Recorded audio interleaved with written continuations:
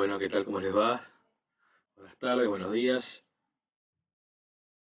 Habíamos quedado en ver las normas que se utilizan en la industria para normalizar y transferir la información a distintos colegas o operarios de la industria.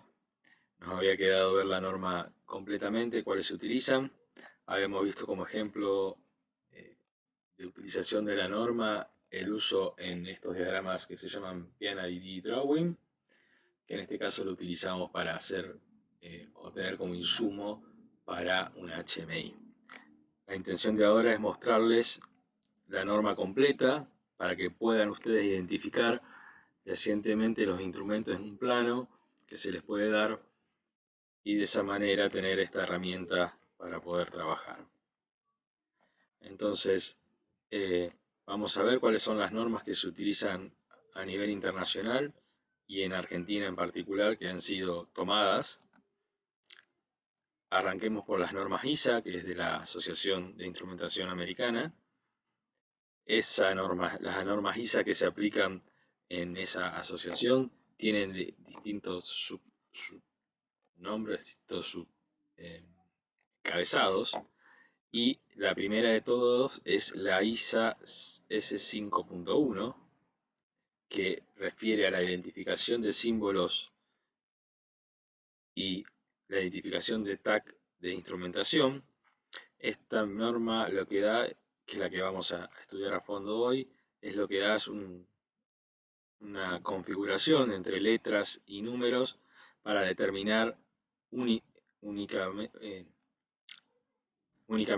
a un instrumento en el campo y que no haya duda que puede ser uno u otro, ¿sí?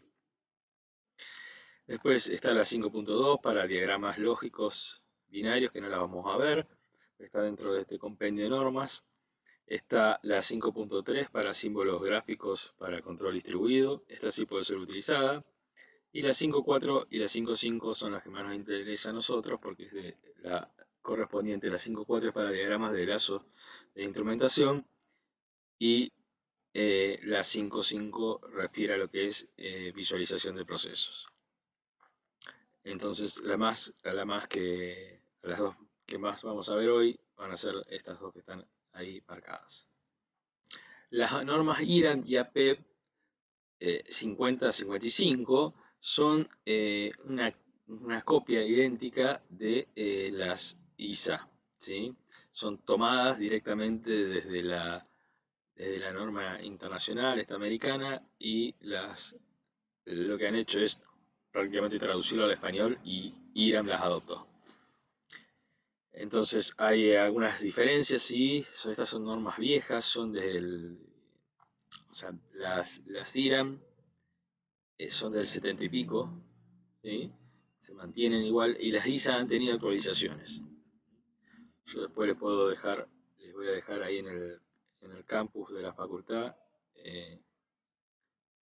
o en el Teams las normas, así las tienen y las ven de qué se tratan, ¿no? A ambas, a las IRAM y a las ISA.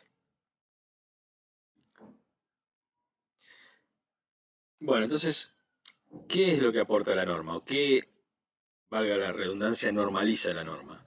La norma lo que hace es indicarte a través de una serie de letras qué instrumento estamos trabajando, ¿sí?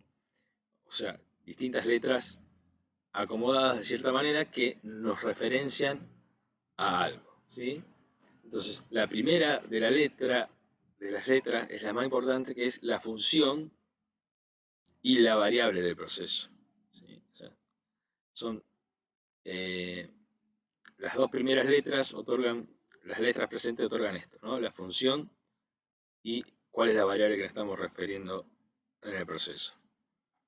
También nos da una idea de qué tipos de señales estamos utilizando, si son eléctricas, si son neumáticas, si son hidráulicas o si son eléctricas digitales, ¿sí?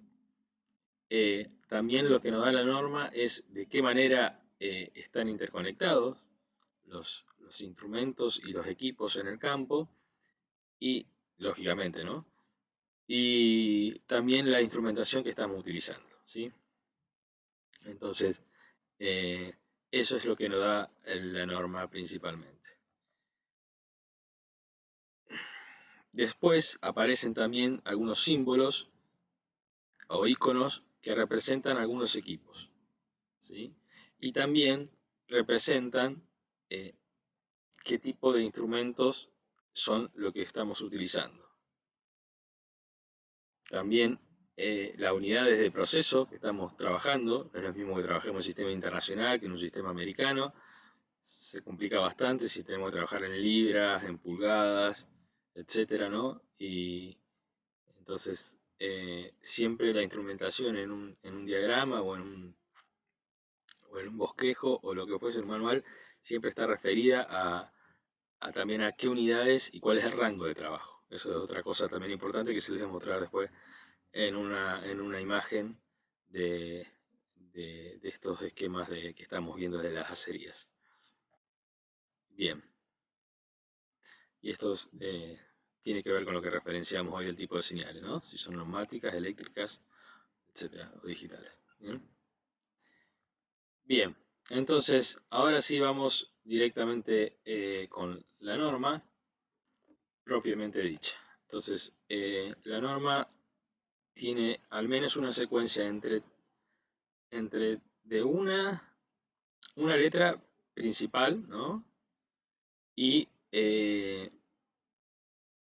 dos letras secundarias que nos dan una función precisa de la variable principal, que es la variable principal o la primera letra, como indica ahí, es la variable que estoy midiendo, qué tipo de variable física, ¿no? En este caso la F significa flujo, de flow, viene, estamos midiendo caudal o flujo, ¿sí? Bien, entonces todo el paquete puede tener este formato.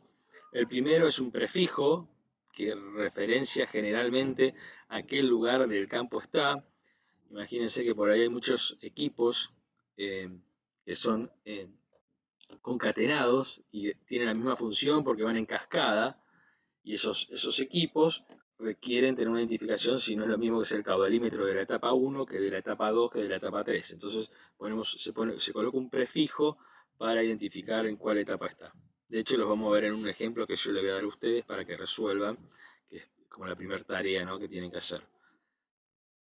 Entonces, ese primer prefijo te indica qué tipo de máquina es. Después tenemos la primera letra, que es la letra de la variable, en este caso F sería caudal. Después, seguidamente hay al menos una letra y puede haber hasta tres letras después de esa, de la primera, que esa indican qué tipo de operación estoy haciendo con esa variable. Si la estoy midiendo, si la estoy visualizando, si la estoy controlando, si la estoy registrando, si estoy cambiando de tipo de señal, pero la naturaleza de la variable física es la misma, ¿sí? En este caso, la RC, la C significa un controlador y la R es un registrador, ¿sí? Entonces, este instrumento, ahí el primero que estoy planteando, es un controlador registrador de caudal, ¿sí? Primero la función principal siempre va a la derecha, bien a la derecha, y después las funciones secundarias. Por último, ahí en 102 es el tipo de lazo, ¿sí? Porque puede haber muchos, en esa área puede haber muchos caudalímetros. O sea, en la área 101, que a lo mejor es la primera etapa del equipo, hay 2 o 3 caudalímetros, entonces cada uno de esos, o cada controlador, registrador de caudal, si hay varios, tiene que tener un número que lo identifique para no confundirse con otro, y a su vez puede tener un sufijo como para aclarar más que estamos dentro de ese controlador y no de otro. Bien, entonces,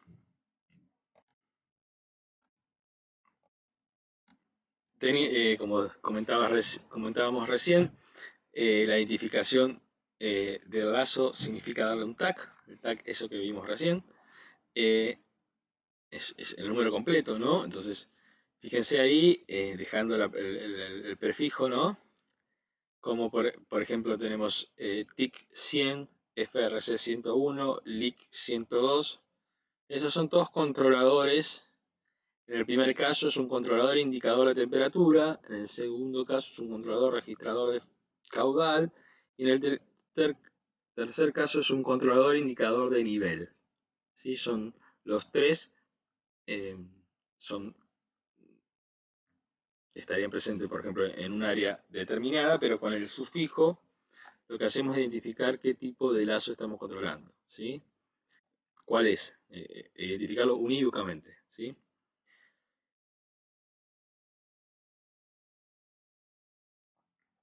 Si hay varios, como les comentaba, si hay varios, por ejemplo, ahí, la B es válvula de control, sería en ese caso, FB es válvula de control, la 200, hay 200, sería porque está en el lazo 200, y A, B y C porque son distintos válvulas en esos lazos, ¿no? En esa parte del control. Bien, entonces, vamos ahora sí con la regla de aplicar, ¿no? Entonces, la función del instrumento ocupa entre 2 a 5 letras. La primera letra siempre identifica a la variable del proceso que estamos dedicando al instrumento. ¿Sí? La segunda letra puede ser una modificadora de la variable de la primera. ¿Sí? Por ejemplo, si es nivel, el nivel puede ser o que sepamos, que midamos el nivel precisamente, o que sea un sensor de nivel alto o bajo, como si fuera un switch, limit switch. ¿Sí?